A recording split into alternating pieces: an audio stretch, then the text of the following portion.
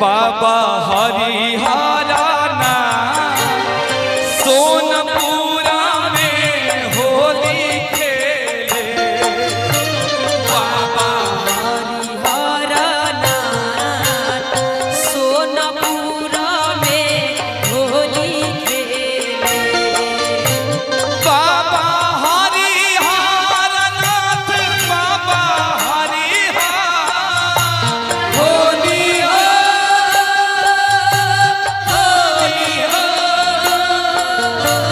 बाबा हरिहरनाथ बाबा हरिहरनाथ सोनपुरा में होली खेले। बाबा हरिहरनाथ सोनपुरा में होली खेले। बाबा हरिहरनाथ सोनपुरा में होली एक रंग खेले हो बाबा विदेशवा। बाबा छिपेश्वर हो बाबा विदेश्वर। एक अंग खेले हो बाबा विदेशवा। विदेश्वर हो बाबा विदेश्वर। एक रंग खेले भैरवनाथ हो।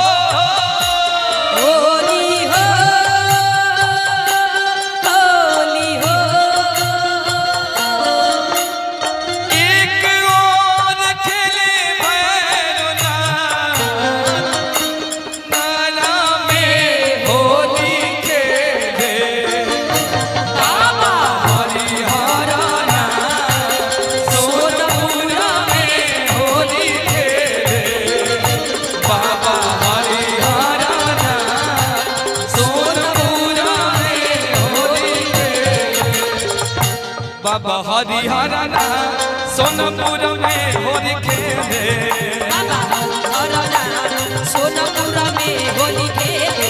कि बाबा हरिहरनाथ सोनपुरा में होली खेले। बाबा हरिहरनाथ सोनपुरा में होली खेले। ओ बाबा हरिहरनाथ बाबा हरिहर।